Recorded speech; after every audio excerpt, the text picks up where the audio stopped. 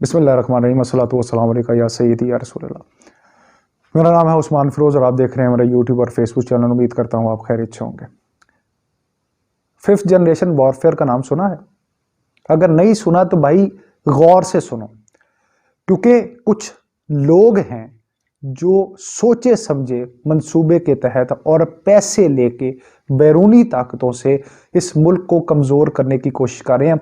हो ना पाकिस्तानी, अगर मुहिब्बे वतन हो तो सुनो, ताकि फिर जो बाकियों की सुनो तो पता लगे कि कौन कौन है। इस वीडियो को ऐसे ना जाने देना, गौर से सुनना, समझना कि किस तरह कुछ लोग दुश्मन मुल्क की पुष्टपनाही से क्या कुछ कर रहे हैं, हमारे दिमाग के साथ खेल रहे हैं, तुम्हारे दिमाग के साथ खेल रहे हैं और उसकी पुष्टपनाही कर रही हैं हमारे मुल्क में मौजूद कुछ पार्टियां भी, सिर्फ अपने फायदे के लिए, इक्तदार के लिए। आज मैं तुम्हें साबित करूंगा, ऐसे शवाहिद सामने रखूंगा जिसे तुम्हें साबित हो जाएगा, जिसे ये सोचने पर मजबूर हो जाओ कि भाई ये लोग जिस तरह भौंक रहे हैं कुत्ते की तरह हमारे मुल्क के खिलाफ, इस मुल्क की जड़ों को खोखला कर रहे हैं और उसमें कहीं ना कहीं तुम सब कसूरवार हो, क्योंकि तुम सुन रहे हो उसको और मान भी रहे हो, एक्नॉलेज भी कर रहे हो, क्योंकि नॉलेज नहीं है, क्योंकि एक तरफा बयान है। इसलिए सुनो। सबसे पहले उस खंजीर के हवाले से बात करूंगा जो बाहर बैठा मुल्क के खिलाफ भौंक रहा है। उसका नाम है आदिल फारूक राजा और इसको बेनकाब करूंगा। उसकी नाकाबिले तरदीद नई खुफिया फौज मुखालिफ सरगर्मियों के बारे में तहलका खेज इंकशाफात जो हैं वो सामने आ चुके हैं। मेजर रिटायर्ड आदिल फारूक राजा, जो कि खुद साख्ता दिफाई तजियाकार है, अपनी जाती मफाद के लिए और दुश्मनों के इशारे पर पाकिस्तान के खिलाफ प्रोपेगेंडा जंग की क़यादत कर रहा है।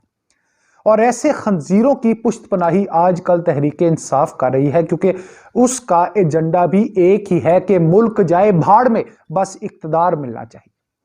जब तक मिल रहा था तब तक फौज और सिपा सलार ठीक थे और उनके गुण गाए जा रहे थे, और जब कुर्सी गई तो उस जमात ने मुल्क दुश्मनी में तमाम मुल्क दुश्मन कुत्तों को इकट्ठा करके मुल्क के खिलाफ भौंकने पर मजबूर क्या करना है, लगा दिया भाई कि भौंको जितना भौंक सकते हो। यार आप खुद बताएं, कौन सा मुहिब्बुल वतन ऐसा होगा जो पूरी दुनिया के सामने पाकिस्तान को दिवालिया होने की ख्वाहिश का इजहार करे। आज मैं उन तमाम अनासर को नंगा कर दूंगा जिनकी पुष्टपनाही दुश्मन मुल्क से हो रही है।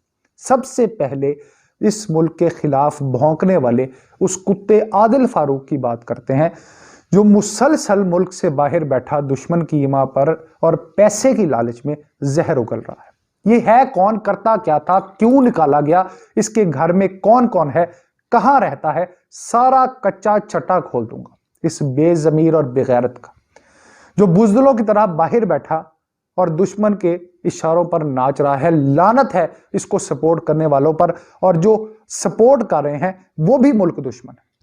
अब सुने कि आदिल फारूक राजा के खिलाफ यूरोपीय यूनियन डिसइंफो लैब की रिपोर्ट 2017 में यूरोपीय यूनियन ने दुनिया की नजरों में पाकिस्तान की जो इमेज है उसको सबूताज करने के लिए, उसको खराब करने के लिए भारत की जानिब से मरबूत कोशिशों के एक वसी नेटवर्क का पता लगाया था, जिसमें जाली एनजीओस थी, मुर्दा मशहूर शख्सियात थी, और सबसे अहम बात यह थी कि वो नाराज पाकिस्तानी शामिल थे जो मामूली फायदे के लिए अपने मुल्क के खिलाफ बोलने को तैयार थे।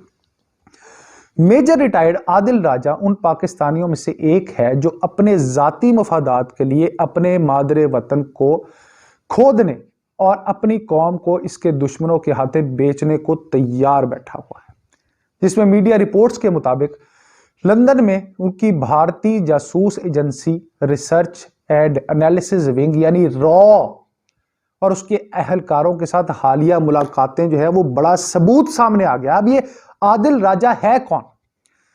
जनाब अली, इसकी माजी आपको सारा बताता हूं कि ये बेसिकली कब कमीशन हुआ था और इसने क्यों छोड़ा, और ये जो बड़के मार रहा है ना बड़ी बड़ी, वो बड़के हैं क्या, हकीकत क्या है, ये जाने अब। तो जनाब अली, आदिल फारूक राजा उमर फारूक राजा का बेटा है, जिसका ताल्लुक जिला रावलपिंडी की तहसील रवात से है। इसने 1999 में पाक फौज के 18 हॉर्स यूनिट में پی ایم میں لانگ کورس 99 کے ساتھ شمولیت اختیار کی تھی. وہ ایک یہ جو ایوریج قسم کا آدمی تھا بالکل، جس کو پاک فوج نے قابل افسر بنانے کے لیے اتنی کوشش کی. تاہم فوج کی بہترین کوششوں کے باوجود وہ اپنی بنیادی کورس میں ہی اچھی کارکردگی کا مظاہرہ نہیں کر سکا، اور سٹاف کورس جیسی مطلب جو انیشل سٹیجز ہوتی ہیں اس کے امتحانات بھی پاس نہیں کر سکا. جو ادھر بیٹھ کے تجزیے دے رہا ہے نا، تمام درجے جو ہیں اس کے اوسط کے برابر تھے یا اس سے کم تھے. اس کے اندر کسی قسم کا ٹیلنٹ نہیں تھا. عادل فاروق راجہ دشمنوں کی بجائے اپنے فوجیوں کے خلاف گولیاں چلاتا ہے. اس نے دہشت گردوں سے لڑتے ہوئے جنگ کی زخمی ہیرو ہونے کا جناب دعویٰ کیا تھا، جو بالکل غلط ہے. اس کے لاپرواہ رویے کی وجہ سے ایک فوجی شہید ہوا اور چند عام شہری بھی زخمی ہوئے. اس نے کورٹ آف انکوائری کو نفسیاتی مریض ہونے کا بتایا اور کہا کہ وہ خوف کی وجہ سے اپنے حواس کھو بیٹھا اور اندھا دھند فائرنگ کر دی. ایسا فراڈیا، ایسا بزدل آدمی اور اس طرح کا نپنسک آدمی ہے یہ کہ جناب جب اس کی انکوائری ہوتی ہے تو بے قصوروں کو مارنے کا بلیم لینے کی بجائے، اس پہ معذرت کرنے کی بجائے جناب کہتا ہے کہ نفسیاتی مسائل میں تھا میں. تو اب وہاں بیٹھ کے جو بھونک رہا ہے، اب اس کا کیا کرنا ہے جناب؟ یہ ایک نفسیاتی مریض ہی ہے، کیونکہ ایک جو وطن اپنی ماں کو بیچنے والا ہوتا ہے وہ نفسیاتی مریض ہی ہوتا ہے جناب، یا لالچی بغیرت ہوتا ہے. اب اس ساری چیز کے اوپر اس کو پھر وارننگ دی گئی جو ریکارڈ کا حصہ ہے، اور ان کا یہ دعویٰ کہ انہوں نے ایک جذبے کے تحت فوج میں شمولیت اختیار کی اور اس کا پورا خاندان یورپ میں مقیم ہے، وہ بھی جھوٹا. اب آپ کو بتاؤں کہ اس نے استعفیٰ صرف ایک بار دیا تھا، اور اس کے پیچھے کوئی بڑی وجہ نہیں تھی، کوئی وطن کے لیے یا کوئی بہت بڑا بلیم نہیں تھا، یا کوئی ایسی مطلب پرفارمنس تو پہلے ہی نہیں تھی. وجہ کیا تھی بھلا؟ وجہ جناب یہ تھی کہ ایک پلاٹ کا مسئلہ تھا. ابھی تو آگے دیکھیں بڑے بڑے راز کھلیں گے اس کے. اور جناب علی ساتھ ساتھ یہ بھی جھوٹ ہے اس کا بہت بڑا کہ میرے جو خاندان ہے وہ یورپ میں رہتا ہے. وہ کوئی یورپ میں نہیں رہتا، پاکستان میں ہی رہتا. ڈی ایچ اے میں زمین کے فراڈ میں بھی یہ ملوث ہے. ریٹائرمنٹ کے بعد عادل فاروق راجہ نے ریئل اسٹیٹ کا کاروبار شروع کر دیا. پیسہ ہی پیسہ، جس کا زیادہ تر تعلق ڈی ایچ اے سے تھا، لیکن وہ ایک سے زیادہ افراد کو زمین کی فروخت کے ساتھ ساتھ انٹیلیجنس افسر ہونے کی نکالی بھی کرتا رہا. اب زمینوں پر قبضے کر کے معاملات میں، ان تمام معاملات میں ملوث پایا گیا.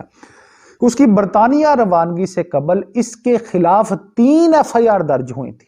پہلا جناب اس کے خلاف جو مقدمہ ہوا وہ 5 ستمبر 2021 کو روات میں پی ایس میں زمینوں پر قبضے کے لیے. دوسرا 29 اکتوبر 2021 کو اسلام آباد میں.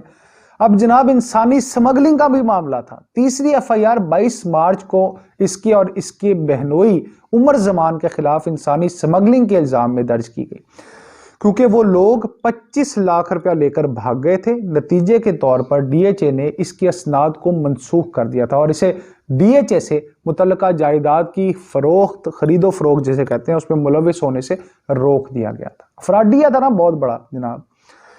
اس کے قریبی ساتھی چودھری مسعود نے رضاکارانہ طور پر ناظرین بتایا ہے کہ عادل راجہ کے بارے میں مجرمانہ تفصیلات شیئر کر دی ہیں، جس میں ان کی زمینوں پر قبضے، عورتوں کی بازیابی اور دیگر سرگرمیوں کو بے نقاب کیا گیا تھا. سب ریکارڈ کا حصہ. ایک اور پارٹی کشمیر خان نے بھی ان کے خلاف دھوکہ دہی اور مالی غبن کے مقدمات کے حوالے سے ایک ریٹ پٹیشن دائر کی ہے.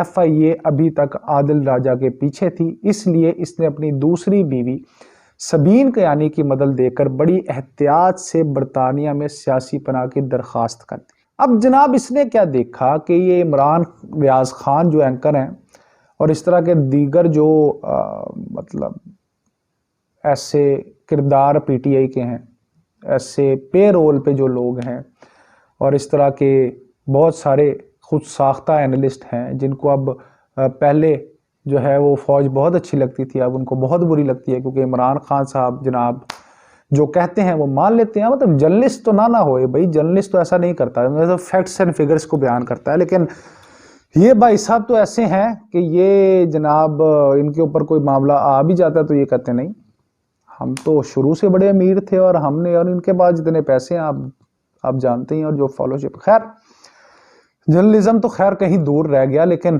جب اس نے دیکھا، اس خنزیر نے کہ جناب ان کو پاکستان میں مقبولیت مل رہی ہے، کیونکہ ایک پلانڈ ایجنڈا تھا نا، تو ان کو مقبولیت مل رہی ہے فوج مخالف ایجنڈے سے، تو اس نے جناب ادھر فرار ہو کے یہ کام شروع کر دیا۔ آپ خود سوچیں کہ اس کی 3 نسلوں کو پالا ہے جس ادارے نے، اسی کے خلاف ہو گیا۔ ابھی معاملہ بہت آگے کا ہے، را اور M6 سے تعلق ہونے کا بھی انکشاف جو ہے وہ سامنے آ چکا ہے۔ اب سے MI6 اور بدنام زمانہ بھارتی خفیہ ایجنسی را نے ملازمت پر اب اس کو رکھا ہوا ہے، اور یہاں تک کہ ایک جعلی پاکستان مخالف NGO international human rights foundation کے لیے پاکستان کا مستقل نمائندہ بھی مقرر کر دیا گیا ہے اس کو۔ عادل فاروق راجہ نے لندن میں ایچ ویئر روڈ پر واقع ایک ریسٹورنٹ میں را کے کور افسر کرنل سریش مہرا سے ملاقات کی۔ عادل فاروق راجہ کی غیر اخلاقی اور ریاست مخالف سرگرمیوں کو دیکھ کر اس کی والدہ اور بھابھی پہلے ہی سوشل میڈیا پر عوامی خطاب میں اس سے کسی قسم کے تعلق سے انکار کر چکے، یعنی ماں بھی گئی، بہن بھی گئی، خاندان بھی گیا، اور سب سے بڑی بات یہ کہ پاکستان جو اس کی ماں تھی اس کو تو اس نے گندا کیا ہی ہے، لیکن یہ اتنا غلیظ ہے کہ اس نے کسی کو بھی نہیں چھوڑا۔ اب جناب علی بات میں نے آپ سے شروع کی ہے اس کے خاندان کی، تو اب یہ سنیں اس کے خاندان کی حقیقت کہ پہلی بیوی جو ہے اس نے گھریلو تشدد، منشیات کی عادت، شراب کے استعمال کی وجہ سے الزامات سارے لگائے اور عدالتوں کے ذریعے اس سے طلاق لے لی، اور سب سے بڑھ کر یہ کہ جناب مجرا پارٹی میں رنگے ہاتھوں پکڑے گئے۔ اپنی پہلی بیوی سے شادی کے دوران اس کی ملاقات ایک سبین کیانی سے ایک پارٹی میں ہوئی، اور اس کے ساتھ جناب وہ شامل ہو گئے اور سبین سے شادی کر لی اور اپنی پہلی بیوی کو طلاق دے دی۔ عادل فاروق راجہ کے لیے ریڈ وارنٹ کی کارروائی اب جاری ہے، اس کی پینشن پہلے ہی واپس لے لی گئی ہے، اور اس کا نیشنل شناختی کارڈ جو ہمارا شناختی کارڈ ہے، پاسپورٹ، بینک اکاؤنٹس، یہ سب جو ہے وہ بلاک کرنے کے لیے جو ہے وہ عمل جاری ہے۔ اب بات یہ ہے کہ اس کا سارا چٹا کٹا میں نے آپ کے سامنے کھول دیا۔ ایسے غلیظ آدمی کو سننا اور پھر سن کے اس کی باتوں کو فالو کرنے والا ملک کا ساتھ مخلص نہیں ہو سکتا، کیونکہ ایسے گندے آدمی نے، جس نے پہلی بات تو یہ دیکھیں، آپ ہوں یا میں ہوں، اس ملک کے 22 کروڑ عوام کی یہ خواہش ضرور ہوتی ہے، مانے یا کوئی نہ مانے، کہ اس کا بچہ جو ہے وہ فوج میں جائے۔ چلے، اس کو غلطی انسان سے ہی ہوتی ہے، فوج میں یہ چلا گیا، جو نہ فوج کا رہا، نہ ملک کا رہا، نہ اپنی بہن بیٹی کا رہا، نہ اپنی بیوی کا رہا، اس نے یار تمہارا کیا سگا ہونا ہے، اس نے ملک کا کیا سگا ہونا ہے۔ تو بھائی بڑی آرام والی بات ہے، یہ سے سمجھنے والی بات ہے کہ پیسہ لگا رہا ہے کوئی باہر بیٹھا، را کا افسر پیسہ لگا رہا ہے، اور یہاں پہ ہمدردی سمیٹنے کے لیے عمران خان صاحب بیٹھے ہیں اور ان کے کھلاڑی بیٹھے ہیں کہ جناب جو بھی ملک مخالف بولے، فوج مخالف بولے، بسم اللہ، ویلکم، کیونکہ ایجنڈا ایک ہی ہے بھائی، ایجنڈا ایک ہی ہے، اس کو اپنے مفادات ہیں، اس کو اپنے مفادات ہیں، لیکن ملک کا سوچ کوئی نہیں رہا کہ یہ ڈی سٹیبل کرنے سے ملک کو، یا ملک کے خلاف بولنے سے کس کا کب فائدہ ہوا ہے، ملک کے اداروں کو بدنام کرنے سے کیا ملک کا فائدہ ہوگا؟ ایسا نہیں ہے۔ آئیں مل کے ایسے بے غیرتوں کو، بے نسلوں کو مار دیں، ختم کریں ان لوگوں کو، اور جو کچھ پیسوں کے لیے بکتے جاتے ہیں، اس ملک کی آن شان کے خلاف بولتے ہیں، اس ملک کی سوورینٹی کے خلاف بولتے ہیں، اس ملک کے خلاف بولتے ہیں، ہم ان کے خلاف بولتے ہیں، ہم میں وہ قابل قبول نہیں ہے۔ اگر تم میرے ساتھ ہو تو اس کو پھیلاؤ، اس انفارمیشن کو پھیلاؤ، اتنا پھیلاؤ تاکہ اس طرح کے جو گندے ایلیمنٹس ہیں، جنہوں نے ہمارے ملک کو اس نہج پہ لا کھڑا کیا ہے کہ اب ہم ایک نئی جد و جہد کر رہے ہیں مشکل ترین حالات سے نکلنے کے لیے، ان کا ہم کلا کما کر کے بہتری کی طرف جا سکیں۔